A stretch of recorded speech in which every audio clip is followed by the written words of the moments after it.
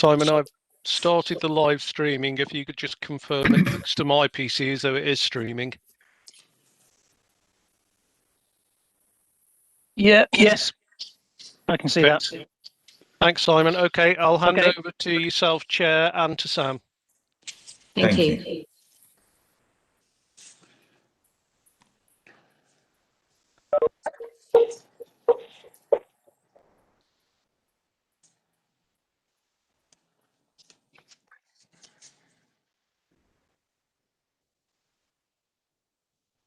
I think Pete is having issues getting in this morning.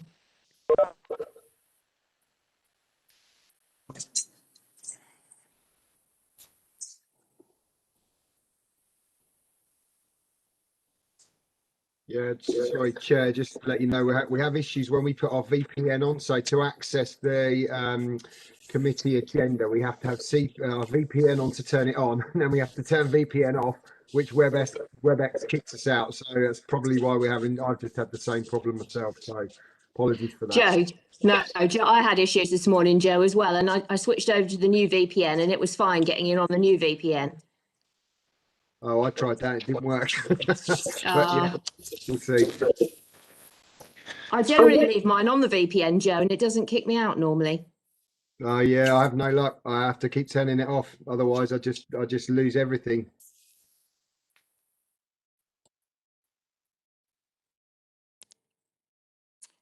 Just to remind everyone, we are live streaming. I was just going to give it just another minute or so. I don't know where, as you say, we're core, Sam. So I'll just give it another minute, and then we'll get underway. Thank you.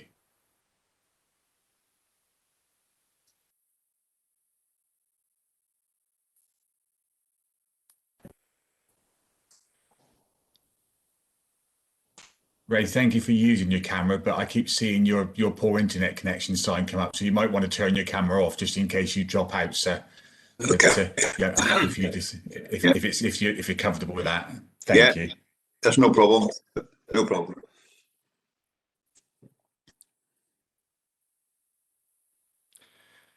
Okay, Sam, officers, are we ready? If everyone's, don't worry if you don't have to say yes.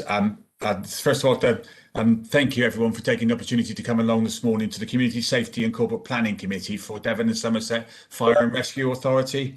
My name is Councillor Lee Redman. I'm a councillor in Somerset and I have the privilege of chairing this committee. We have the committee members and we have officers from the authority in with us today.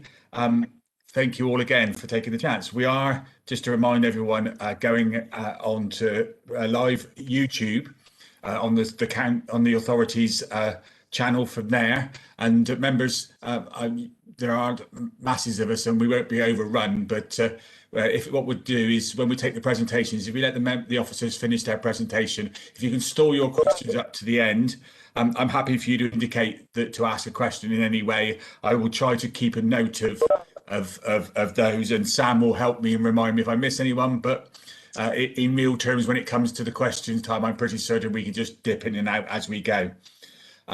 Thank you again for taking the time. Sam, we're on item 1 of our agenda, which is apologies for absence, please. Chair, yes, I have received an apology from Councillor Margaret Corvid, but George Wheeler is with us today and substituting. We don't have Councillor Colthorpe's just joined. We don't have Councillor Eastman with us, and there's one vacancy on the committee as well, but we are quorate and good to go. Fantastic, thank you. Just for those members of the public that are watching the YouTube channel, I'll try to indicate in a formal way that if they're a councillor or an officer, and that perhaps if officers, everyone, if you were able to, if you were to turn your camera on, if you wanted to speak, that will help both identify who you are and also for anyone that's watching us that may have problems and need some lip reading skills as well. So that's always helpful. Thank you. Item 2 of our agenda is minutes. Sam, please. Chair, yes, we have minutes of the 11th of December before you today for approval. Can I draw attention to an amendment on the top of page 3 that is required, please, which is the paragraph starting sum 26 of the Grenfell recommendations. The third sentence in that paragraph starts of the 26 ongoing. There is actually a mistake. It should read, you take out the bit that says of the 26 ongoing out completely. It then would read 13 were due to be completed by the end of December 2020, with the remaining 5 by 1st of April 2021. Subject to that, Chairman, I would ask you to approve the minutes as the correct record. Sam, thank you for that. I'm happy to propose them, members, if there are no objections. I'll second, Jeff. Thank you, Councillor Trell. That being said, if there are no objections, we take those as the record. Thank you. Yeah. Item 3 of our agenda. Item 3 of our agenda today is items requiring urgent attention. I'm not aware of any. Sam? No, we don't have any, Chair. Thank you. Fantastic. Thank you very much. So we move on to item 4 of our agenda. So part of the open committee part 1. Item 4 is the Safer Together programme update. Details are on pages 5 to 12 of your agenda item. For this purpose, we're being asked to note the report. What I'll do is I'll ask the ACFO Gavin Ellis to present the report, and then, as always, members, we will take some questions afterwards. Gavin, oh, sorry, Joe, are you coming in? So thank you. Chair, Gavin Ellis sends his apologies this morning, and we have Maria Simpson here, who's the programme manager, who's going to present the paper on his behalf, but I'm here to assist if necessary. Thank you. Just before you start, thank you. But members, if you could mute yourselves, then it would save any background noise or any back feed. So if you mute yourself, thank you. Morning. As Joe Hassel has just alluded to, I'm Maria Simpson. I'm the programme manager for Safer Together. I'll just check, is my sound quality okay? Can everybody hear me? Brilliant. Okay, so it's been a busy period for the Safer Together programme. I think it's worth starting by saying that the team have done amazing to progress as much as we have under the circumstances. I think it actually is a year to the day since some of the team have had to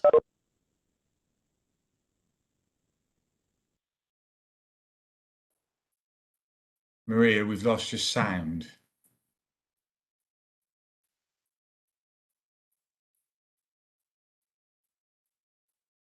Sorry, Maria. Completed. Maria, you may want to recap. We lost you for probably a good 10 seconds then. All right, okay. Can you hear me now? Yes, we got you back again. Okay, I'll try and slow down. I might be going too fast. Okay. So the Topsham and Budley station closures have been completed, and the crews have been located to Middlemore and Cliff St George. The Papa 3 replacement is complete now, and vehicles have been replaced with L4Ps. Maria, I know I asked you to. Maria, I know I suggested putting the video, but you're dropping in and out. Knock your video off. It might give you the boosted network that you need. Okay, is that any better?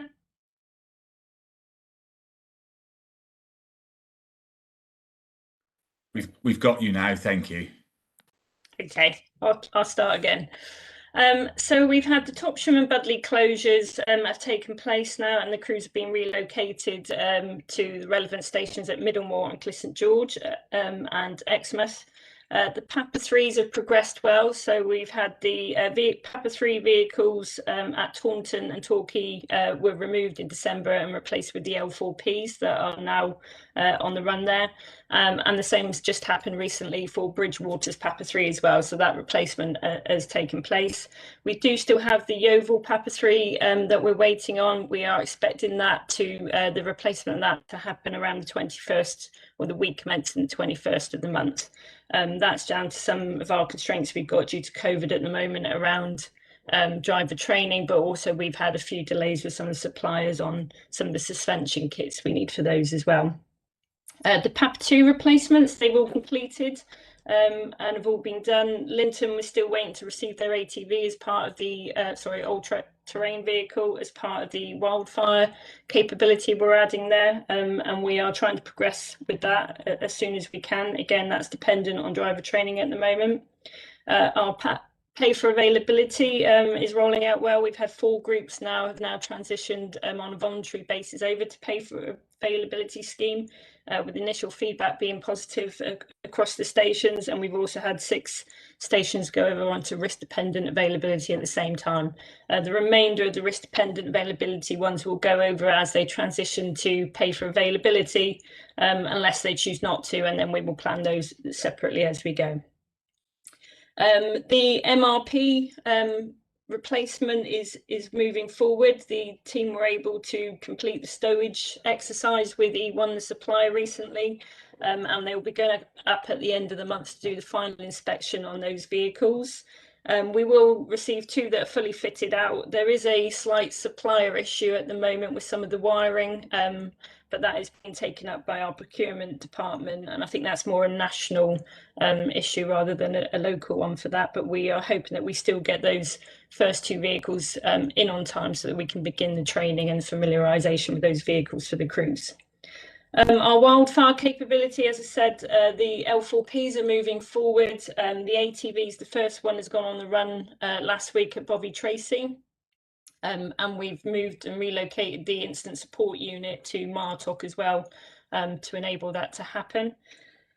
Roving appliances, we're currently having a review of the model for roving appliance, just to make sure we're making the most of what we put there. Obviously, we've put P4A in now and RDA, and we've got some constraints at the moment due to COVID, but we're just making sure that we're making the most of the whole time watches as well, and that model all comes together when we're ready to roll that out.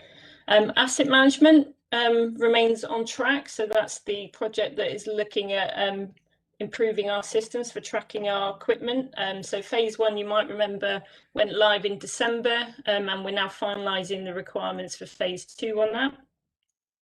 Our management of risk information projects, that's part of the data and digital transformation. So that one is slightly at risk at the moment, purely because we're having to just re-baseline some of the timelines. That's around making sure we've got the correct architectural platform in place. So you may have remembered previously, we're looking at moving to a new approach for our data architecture. That then means we have to build the new apps on that. So we're just making sure we've got all of those requirements ready and on track at that at the moment.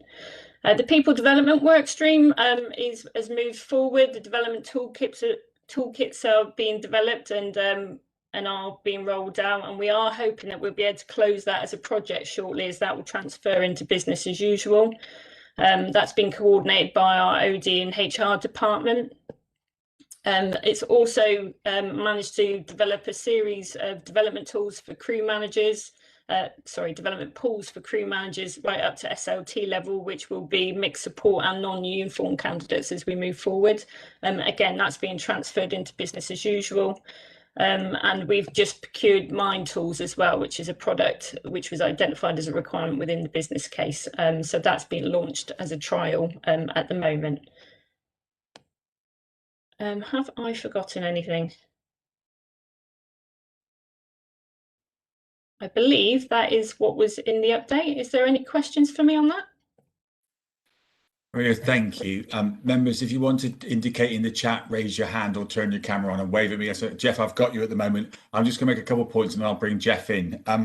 First of all, it'd be important of me as chair to say thank you to officers for including the RAG rating on this report. It was something that we asked for previously, and I can see it's there. It would be useful. Forgive me, I'm quite simple of mind, but it got a little bit confusing to me at one point, because when it's green and the black writing in the green that says complete or on track, it would be perhaps helpful if for the green backgrounds, or if we have contrasting text with it, it would help it jump out, because when you're looking at the greens, the black writing seems to be hidden in it, but otherwise that would be good. And perhaps at the beginning of the paper, it might be worth including a key just so that we're clear on what we mean by each of the status, because obviously whether it be slippage or where they are in that. Also a suggestion really, and this might be more for Sam and the team rather than or officers, just for an opinion. Obviously, this is the last meeting of the Community Safety and Corporate Planning for this period, and there's a very good chance that after May there will be a number of new members of the authority coming along, and I'm conscious that this report contained a number, or this verbal report contained a number of acronyms, and also a number of details around policies that we're going. So it may be worth considering a suggestion for so that will help new members transition into the authority. If we were to maybe put a briefing note together. Sam, I see your hand up. Thank you, Chair. Am I preempting something you're already underway for? Chair, we are planning for an induction of new members of the authority when they join after the annual meeting in June this year. We are working on the acronyms list. It's just taking a little bit of time to put that together with workloads, but all of that information will be prepared with proper briefings for new members to hopefully bring them up to speed. Thank you. Sam, that's brilliant. It was a point I was going to make for a number of our items. We go into some detail in it, and there are levels of complexity attached to them. So as long as that briefing, rather than a presentation briefing, contains some briefing notes, so that members are able to read them in their own time outside of meetings, that would be helpful. That's a cue for the chair to shut up for a while. Councillor Trell, would you like to come in with your questions, please? Thank you very much, Chair. Thank you, Marie, for your presentation. I got 2 points. On page 7, 2.7, line 4 and 5, there's a typo there. It's got in addition twice. But more to the point, we've mentioned about driver training, and I know that we've got problems with COVID. But when are we likely to start driver training again, please? So we have started some of it. So we have got some capacity back, which is why we're hopeful to be able to get the L4P for Yeovil onto the run on the 21st of March. It is reduced capacity at the moment, and we've got a number of member of staff obviously waiting on vaccines, and we're doing all we can as well to progress that. So we are starting to get some capacity back, but obviously we've also got a lot of business as usual driver training as well to do, as well as we have to fit that in with the programme and the rollout of new vehicles to make sure we're balancing that risk of the existing with the new capabilities that we want to run out. So there is a little bit from this week. We have a slight capacity coming back that should increase next week. But obviously, as you can appreciate, we're trying to do that in the safest way possible for our instructors and the staff that have to go in the cabs as well. Really appreciate it. Thank you very much. That's all I have. Thank you, Chair. Thank you, Jeff. Councillor Colthorpe, Polly. Thank you, Mr. Chairman. You said most of what I was going to say, because this particular report, but not only this report, is awfully full of acronyms. And I'm sure that when there are new members, the induction will be helpful. But for people who are reading the agenda, it needs to be written in full words the first time it's mentioned in each item, so that it says, as it does here, under 217, it says pay for availability brackets P4A, and therefore it can safely continue to refer to P4A thereafter. And it's very helpful if that is there, because for members of the public who might be looking in, listening in, they won't necessarily be upside with it all. Thank you. I can make sure we do that for next time. Fantastic. Thank you. Thank you, Polly. Ray, I see your hand up. Would you like to ask a question, sir? Yeah. Okay. Yeah. Well, yeah. When Maria was talking about training, is that in-house training? Training ourselves, or is that through Red One? So no, that's our in-house driver training that we have capability. We have internally. It's not Red One. This is our own driver training as part of the academy. Okay, lovely, thank you. Fantastic, thank you. I'm not seeing anyone else, so I'll jump in with a few of my points and questions. If I take the paper in the order that it's written, so bullet point 2 through to 2.9 is talking about the service delivery operating model.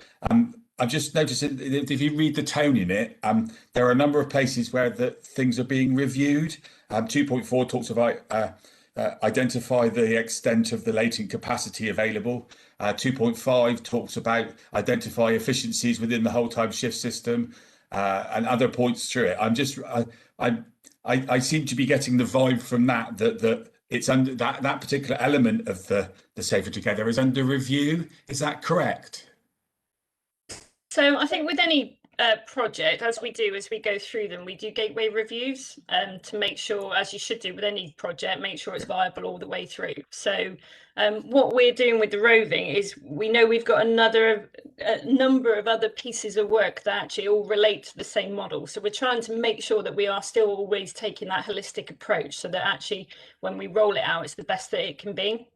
So at the moment, we're looking at obviously the latent capacity because that would be part of the crewing for roving vehicles. We've looked at it with the vehicle types that we use. Obviously, if there are efficiencies to be made within the whole time shift systems, that would be looked at with that as well. So we're just having a very short gateway review just to make sure that actually we're on track and looking at doing things in the most sustainable way, really, for the service. Fantastic. So I think it's fair to say it is under review, but I think, in my opinion, is the right thing to do. And Maria, it's not because I welcome the fact that we're open to circumstances and stuff. But what I was going to suggest was perhaps it might be worth suggesting maybe for the next meeting, once you've got more information, maybe bringing back that as a separate item to give us an update. Yeah, definitely. Yeah, the team. Sorry. Perhaps where we were. What we're looking to do, and maybe any suggested learning, and then any suggested changes that come from that. Yeah, definitely. I think you're absolutely right. I mean, it's the right thing to do to always be learning from what we've done before, where we're going at, and as you say, circumstances change all the time. Certainly, as we've all found that in the past year, I think. But yes, it's quite a number. It does include a number of quite important elements to it, and I think it would be helpful learning opportunity for any new members as well at the next meeting. So if we could, Sam, if you could make a note that we'll have a separate report on that bit, please. Moving on. Will do, Chair. Thank you. We're on to just 2.14. We're talking about the rollout of the new appliances. I just wondered, a number of stations have got them now. Are there any feedback from firefighters? Because in my day, it used to be you used to find out how robust these things were when you gave them to firefighters to use and practice with, and they usually managed to break things. So I'd be interested in what feedback we have from those new appliances, please.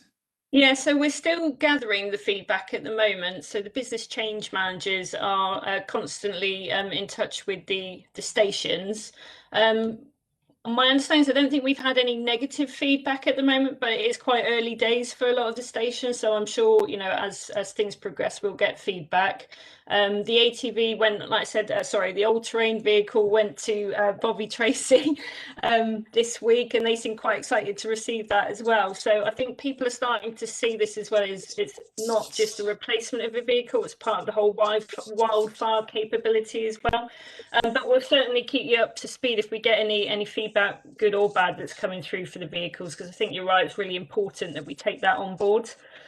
We are at the moment out engaging with stations on the wider fleet plan as well, and for any proposed changes to appliances on the station. So we get feedback from that as well before any final decisions are made.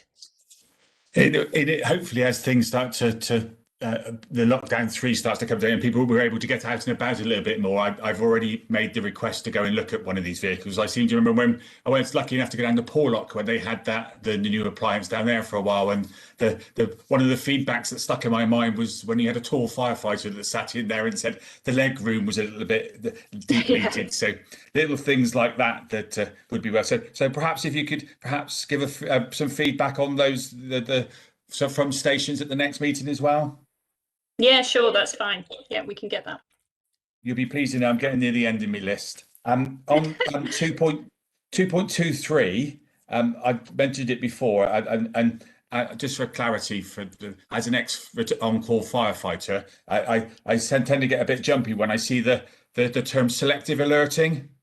I'm just conscious that just some clarity around what the expectations on that were, because it was always contentious on the station when you potentially just called in the number of firefighters you needed for a special or something like that. It meant that other firefighters were being on call and not necessarily getting the same opportunities. What are the plans for selective alerting, please?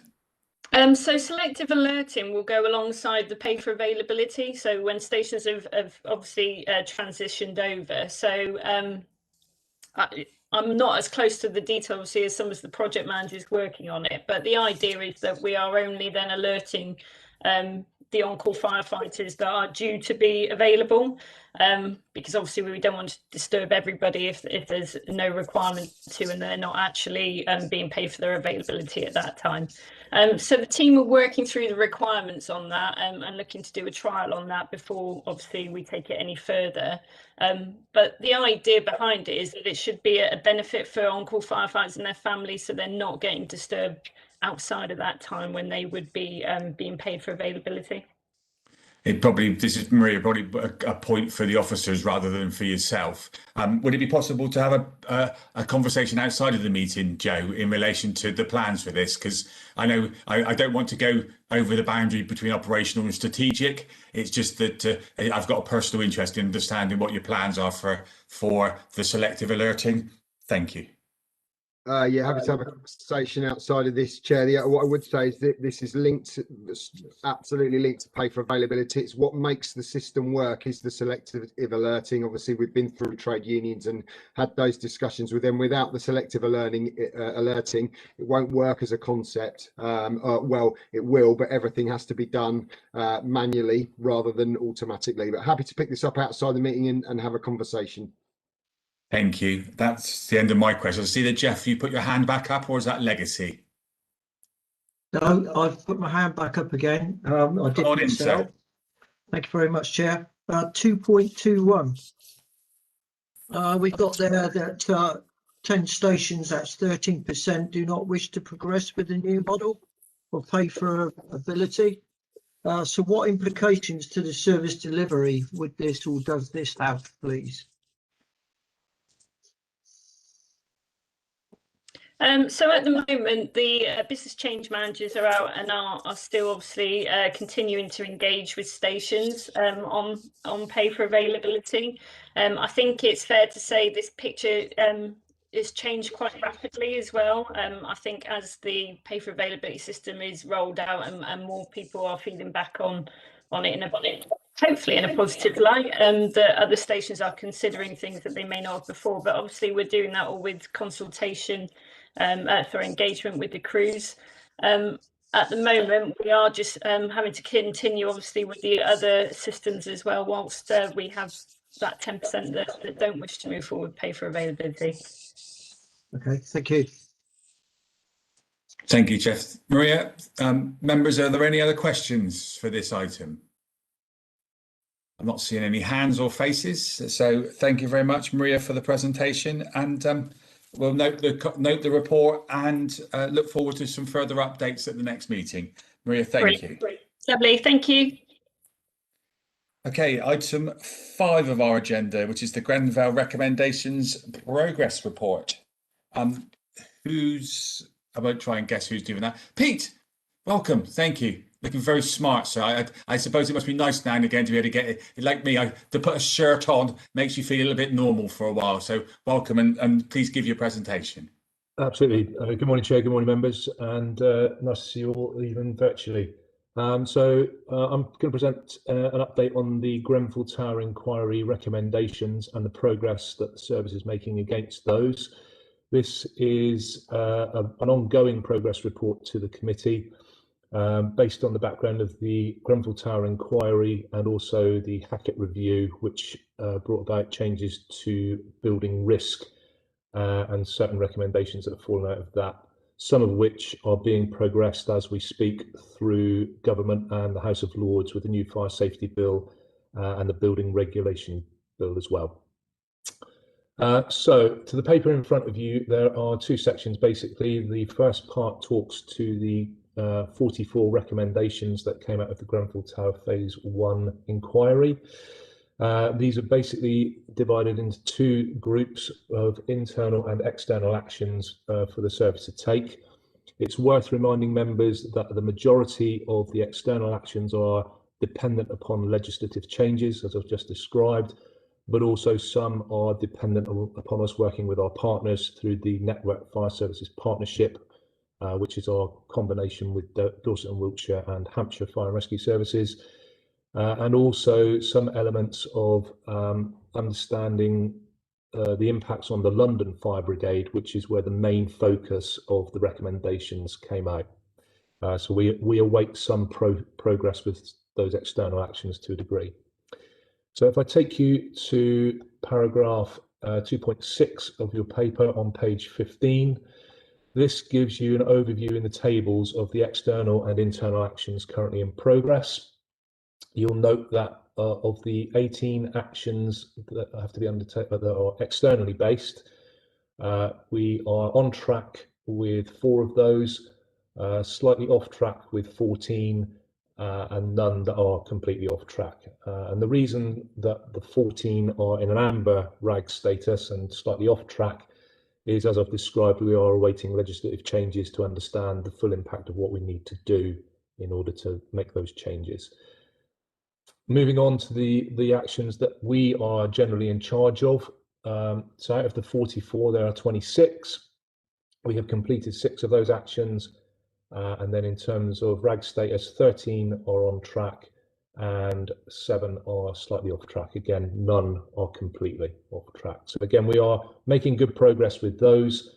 In terms of the slightly off track elements, again, some of these are linked with our partners, mainly around the control room and the communications methodology that we have to or seek to put in place to satisfy some of the recommendations.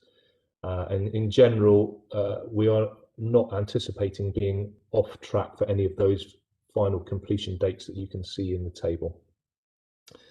So action-wise, we are happy that we are making progress. We have a team in place that reviews this on a monthly basis, and we're obviously able to provide reports to the committee as required. Moving on to section 3 of the report on page 16. The other part of this paper deals with the grant funding that has been provided by the government through both the Grenfell Tower inquiry and also an understanding around the Hackett review. So Dame Judith Hackett provided a review of how building safety was being inspected. Part of that was to ensure that fire and rescue services were enabled to fulfil their roles as legislators of the fire safety order, which keeps commercial buildings safe and compliant with the legislation. So we have 3 grants that we are needing to use and spend so that we can increase our capacity.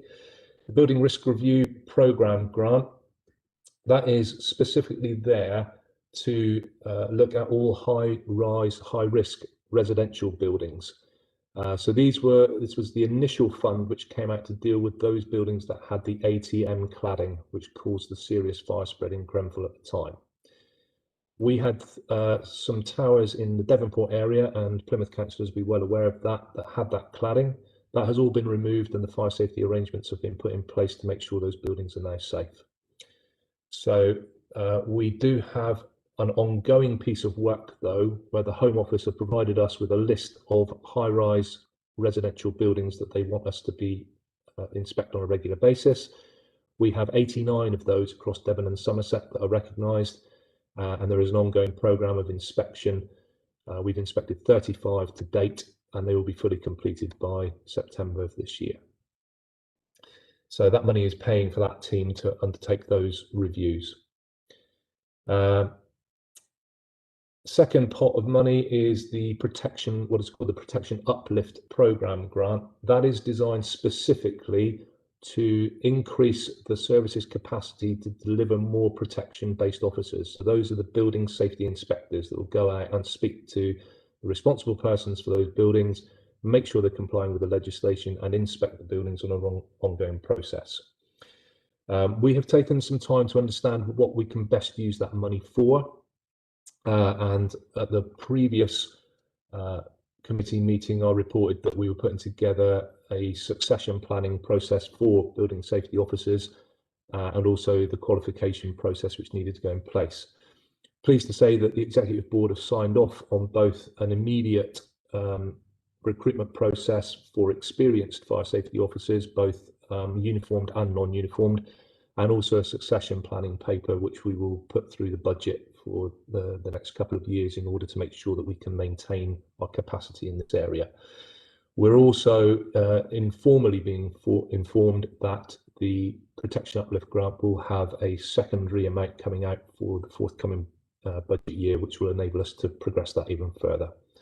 And I believe that members may be aware that our advert has already gone out for protection officers to come and join us. So we're progressing that as we speak.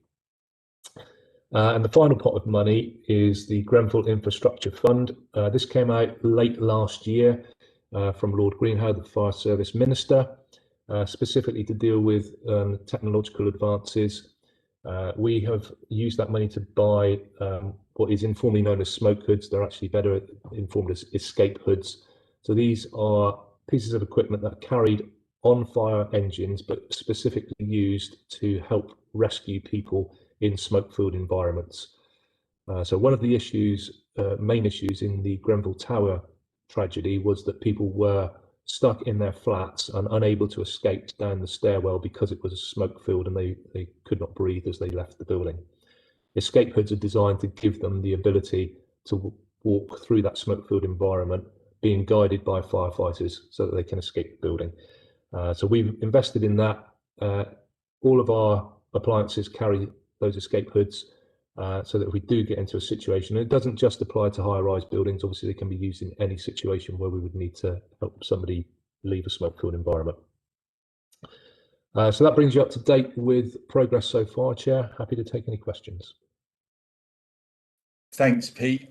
I'll just do my bit before while members get the opportunity to raise their hands. I've got a couple of points, but I'll do the chair stuff first. Again, thank you for the RAG status, and that as I've said before, that helps me understand and see where we're going. So I appreciate that. A general question, really. Obviously, the Grenfell inquiry is still ongoing. Do we have an indication of when there may be any further recommendations, and if so, what they might be? I'd have to check if there is a specific date in mind for the phase 2 of the inquiry to come to end, Chair. But I'm sure that recommendations will be forthcoming from that. But I'd have to go away and check for you. That would be helpful. Thank you, Pete. I'm not seeing any members' hands, so I'm going to keep going for a while, I'm afraid, unless they come in. So in relation to the escape hoods, I think we said it before. It is they are innovative and they're going to be helpful across the service in the way we do things.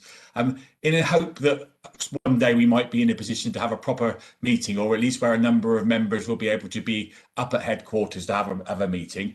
Would it be possible to bring a sample along, or to just so that members, because it's always useful to see these things and it helps members understand that, and with a view to some new members coming along, it might be worth, if that's the case, failing that, maybe if there's an online video or something that we could share with members so that they can gain an understanding of what we mean by that. Because as you rightly indicated, calling them smoke hoods, it can be or escape hoods, they could be confusing. If we see something, it helps put in place a better understanding of that.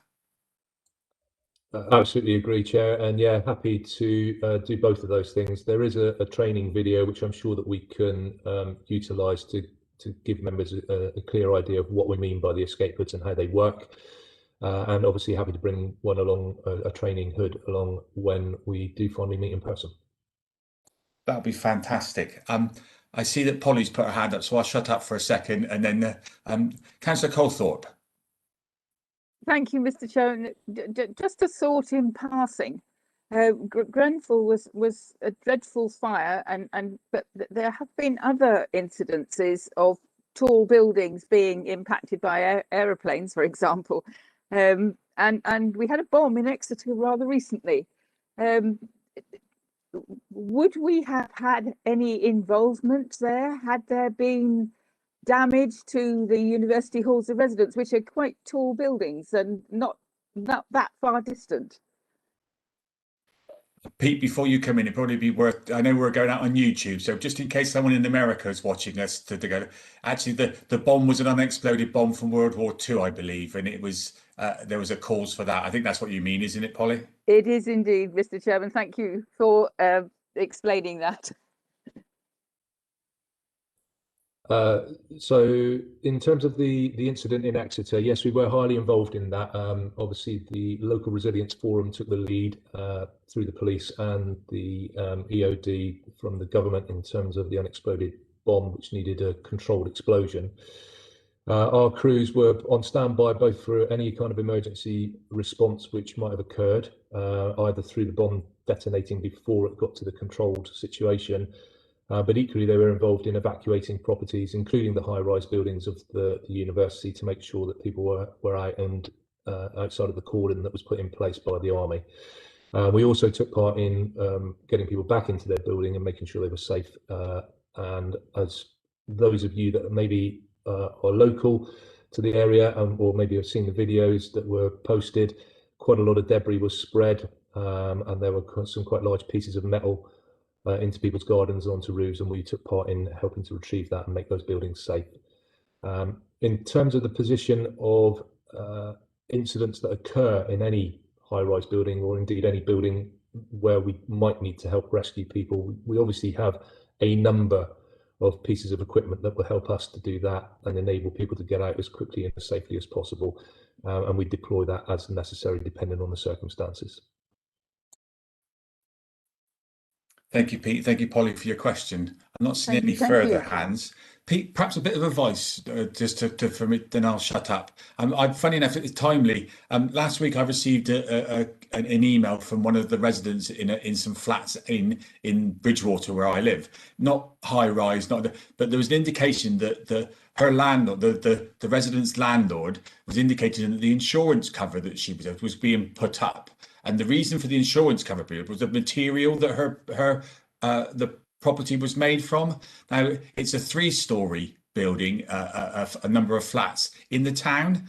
I'm conscious that these sorts of things will be happening. And I was lost as to where I could signpost her for some advice. Do the service offer some advice in relation to the cladding and that sort of thing, please?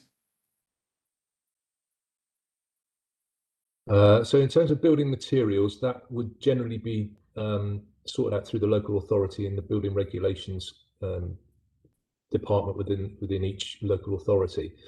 With regards to the fire safety standards, obviously there is a legislative requirement for the responsible person for the building to make sure that whatever the building is constructed of is at least recognised in the risk assessment.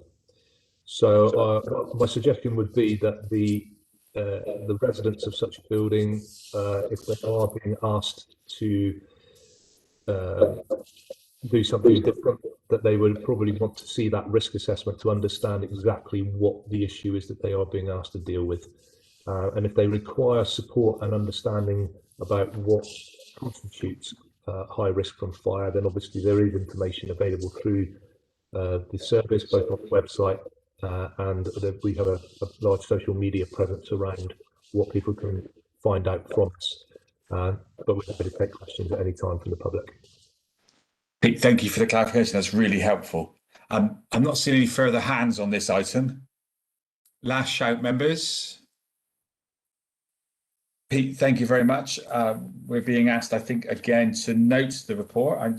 He says trying to find the appropriate bit. Yeah, so unless anyone says any different, then we're happy to note the report. Thank you very much, and look forward to the further information at the next meeting. Thank you. Moving on then, final item, item 6 of our agenda is to receive an oral update at the meeting in relation to the Integrated Risk Management Plan and the Community Risk Management Plan. And for those of you that are swift at it, so the IRMP has now become the CRMP. Who's going to be presenting that one? Darren Peters presenting, Chair. Thank you. unless Joe is coming in first. Over you, carry on. Darren Peters, Chair. Thank you. Thank you, Joe. Good. Darren. Morning, Chair, morning, members. So this is just a kind of verbal update. I've also got some documents which I could screen share if there's time and if you wanted me to. But I'll give you a kind of like a brief overview. If you want to share, I'm happy for you to do that. We've got time. Okay, I'll do that as well. So as you're probably all aware, there's a requirement under the Fire and Rescue Services framework for us to carry out an integrated risk management plan. Our current RMP and Fire and Rescue plan run until April 2022. So we've recently started work on our next plan.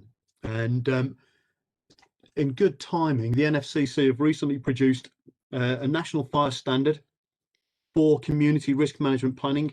And just as a bit of an update, the reason that the NFCC have chosen to use the term CRMP, so Community Risk Management Plan, instead of IRMP, the Integrated Risk Management Plan, is that the IRMP, or the name IRMP, Integrated Risk Management Plan, isn't used universally across either the country or the devolved administrations. And also they feel that the term Community Risk Management Plan more accurately reflects the purpose and the information that's in the plan itself, and will help people to understand a bit better. So what we've started to do at the moment, I'll try and share my screen so I can show the fire standard.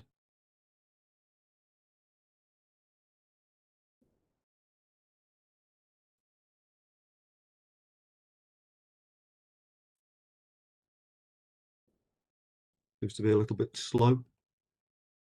Okay.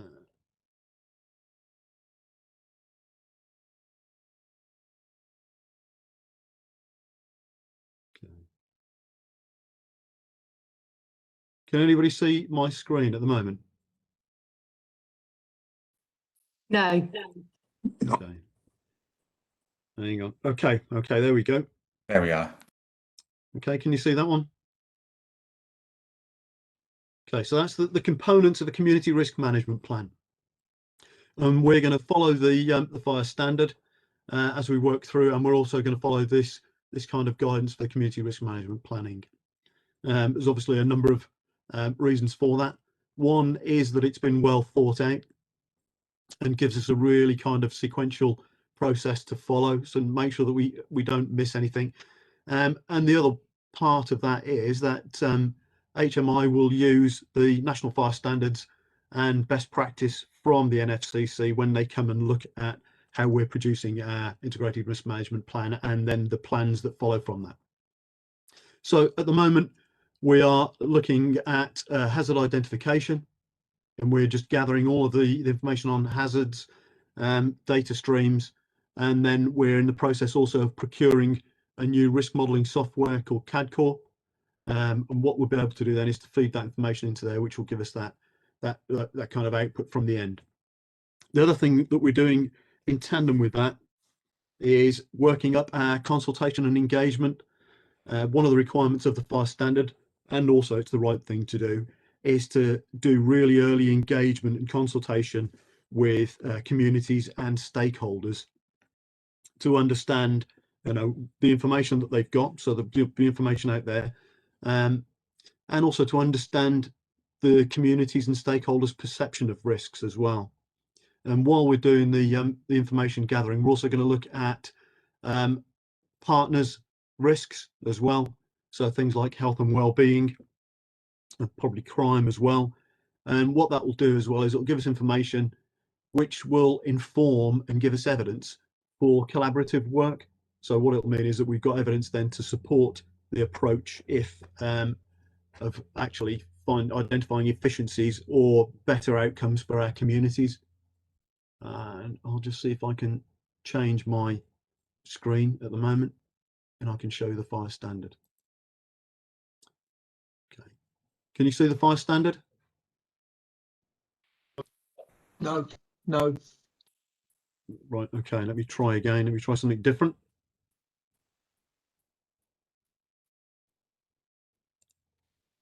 So if I stop sharing and then I'll have a look again. Okay. Can you see that now? Yes. Okay, so the fire standard is really good. What it does, it gives us a really clear indication of the things that we should be doing. So the desired outcome, which won't be any surprise to you that it actually aligns with the requirements in the fire and rescue framework. But it also gives us further information then about what we need to do to achieve that standard. And one of the key things in there is about sharing accurate data and business intelligence, ensuring transparency of the community risk management plan right the way through from the initiation through the use of stakeholder engagement and consultation. And as we're having this meeting, actually, we've got the comms department are actually having a pre-engagement session. So we're looking at all of those stakeholder groups, identifying where we've got vulnerability, identifying where we might have to do some additional work to ensure that we can engage with those vulnerable communities or communities where there may be cultural or language barriers, to ensure that we capture all of that information. And then we should be starting to go out with that consultation probably towards the end of this month, early in April. We're probably going to start with our stations and the crews on station. You know, one of the advantages that we've got as a service, being 80% on call, is that our firefighters live and work in those communities, and they've got really good knowledge and understanding of the risks in those communities. So actually it makes sense for us to get that information from them. Okay. The timescales that we're looking at is we are going to try and have a draft ready for the summer. The consultation, so the required statutory consultation period, should start in end of August, early September. The minimum statutory consultation, as you probably know, is a 13-week consultation, but we're also hoping that we'll kind of have more information and more assurance that we've done the right thing by going out and doing this pre-engagement and consultation work in the first place. We're also working with the Consultation Institute, so we're following their best practice guidance, and we're going to look at and see if they can give us some assurance of that whole process as well, so that when we finalize that process and when it finally comes to members, you'll have the assurance that we've, like I say, we follow best practice in the kind of like the production of that document. We're also working really closely with NFCC. The NFCC, they've produced the fire standard. They're also got a project ongoing at the moment, which is a community risk project. They're hoping to produce a number of products from that, and that includes things like a standard definition of risk, which will help fire and rescue services to achieve that a relatively consistent standard across the country. They're also going to produce guidance on consultation or pre-consultation and engagement. Unfortunately, because of our timescales, we're slightly ahead of where they're going to be producing all of those things. So we're engaging with them at the moment, getting some early feedback from them and trying where we can to get some steer so that we're not going off in a different direction to where they're heading. They've already started to do that. One of the things, it's interesting when you were talking earlier about terminology, they've already shared a standard definition glossary with us as well. So what we're going to try and do is get that through comms and probably get that put onto our website or our page on the website, so that everybody understands exactly what's meant by hazard, by risk, by vulnerability, and we follow that standard definition for not only the documents that we produce in the CRMP, but hopefully that will go throughout the organisation as well, so that we're all talking the same language. Are there any questions? Darren, thank you for that. Members, just to let you know, I spoke with the Deputy Chief Officer, and we suggested that this comes along because hopefully some of us will be returning, but the next few meetings, next year's agenda for this committee are likely to be included around the development of the new IRM or CRMPs, because we are the committee that would be advising and making recommendations to the full authority. I just thought it would be interesting to start us on that journey. And one would suggest, and Darren would probably be able to, or Joe would be able to confirm. Excuse me, while we getting that's the cat that's come and visiting me. He thinks because I'm talking, he thinks I'm talking to him rather than there's no people here. That perhaps it would form part of the agenda for the next meeting, so that we can start moving it forward. I see that Councillor Wheeler, George has put your hand up. George, do you want to come in with a question? Yes, well, several actually, please, Chair. First, I wonder if we could have the diagram of the CRMP and the fire standards, sent on to us, please. In fact, probably, I take your point that not all of us will be returning. I hope quite a few of us will be returning. I've got to like quite a lot of you, and I think it would help for us to have sight of those quickly. Especially as the consultation is going to be starting, well, late summer or early autumn. Can I just be clear that the terminology CRMP is just a change of name. It's not. It doesn't imply anything more than that. There's no sort of subtle changes involved there. And the other thing that I was going to ask was about the sorry, I've forgotten that now. Sorry, Chair. Perhaps if I remember, I could come back. Anyway, if we could have the two slides sent on, that would help. Thanks, Chair. Chair, would you like me to come in and answer those questions? Yes, please. Darren, sorry to be a pain. Could you put your camera on, please? Because it helps identify who's speaking, if as long as your broadband allows it. I'm conscious we're going out on YouTube, and if it's just my face that people are seeing, it gets a bit scary when the noise is coming from somewhere else. No problem. Yes, so I'll deal with those separately. Yes, I'll send all of that information. I'll send a standard. I'll send the community risk management plan on a page. And I'll also forward the things like the glossary, which gives those standard definitions. And also our kind of like early planning. So we've got early planning for engagement. We've got a stakeholder map. And actually, it would be good to get some feedback from members on that, just to make sure that we've considered everybody in there. And as far as the terminology for CRMP, so the requirement still comes from the fire rescue framework. And although the NFCC have kind of used that name, decided to use that name, the requirement is still called the Integrated Risk Management Plan. It's just that services, across the country will hopefully adopt that community risk management planning. So there won't be any changes, any subtle changes to what's required from that legislatively. In fact, I think the standard, and hopefully when you get it and you can have a look through, I think it actually gives more detail. And is really clear, like I said, on the things that are required to achieve the standard. So hopefully it'll give more understanding than we had before. Darren, thank you for that response. Thanks for that. I'm just conscious that Polly, so Polly's got her Councillor Colthorpe has her hand up. So Polly, would you like to come in with your question, please? Thank you, Mr. Chairman. Actually, I don't have a question. That is a legacy hand through which on my screen it appears with a line through. So I thought I had put it down. Sorry. Thank you very much for that. I see. I'm assuming that seeing Councillor Wheeler's hand has gone down and come back up again. He may have remembered what he wanted to say. Yes, I have. I think following the Grenfell tragedy and subsequent inquiries and legislation, I think the interest in the CRMP is going to be quite a lot greater this time round than it was with the IRMP last time.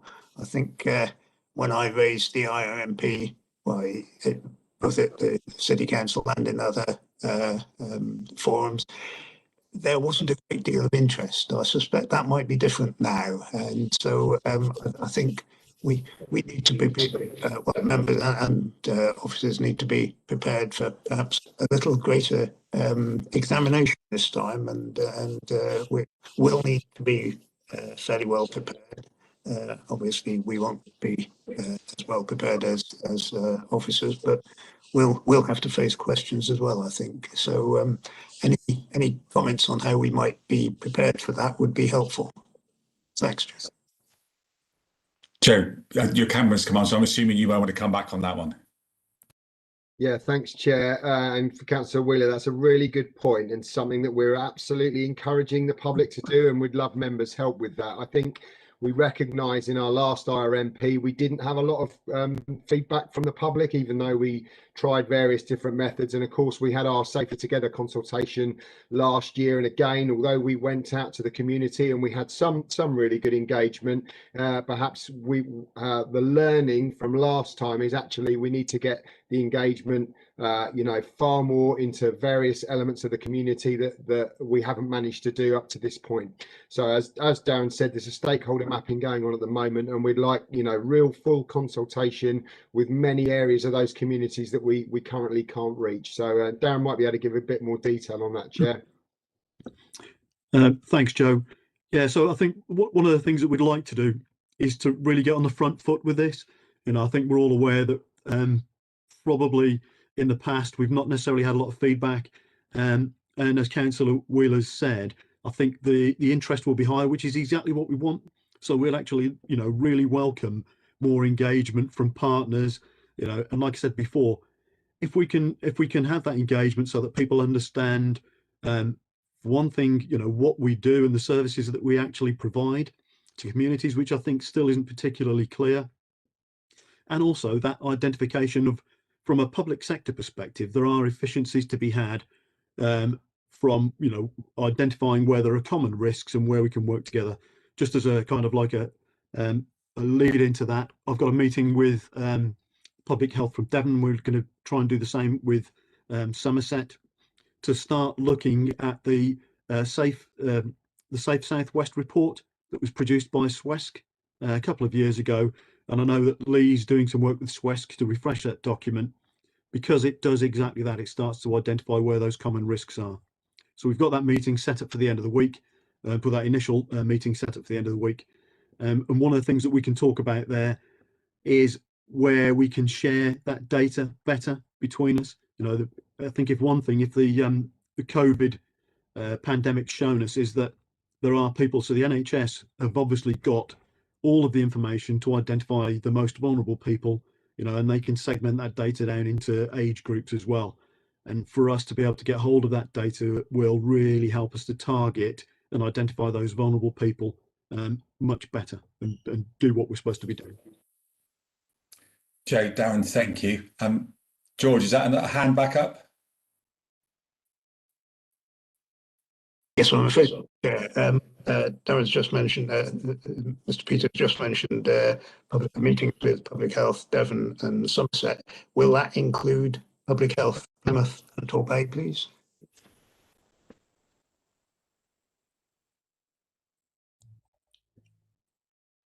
Yeah, so at the moment, Simon Chant, who works for Public Health Devon, is doing a piece of work that encompasses the unitary authorities of Plymouth and Torbay. So he's actually trying to produce what they call a one Devon data set, so that they've captured that information on vulnerabilities from all of the the higher tier and the unitary authorities at the same time, and the lower tier district authorities. Like I said, we just need to repeat that piece of work then with Somerset as well. That's fine. Darren, thank you. Just a couple of points, really. You're talking about reaching out. You've got a really useful resource here with both members of this committee and members of the authority. So I'm speaking personally, and I'm comfortable that it'll probably be accepted by the majority of us.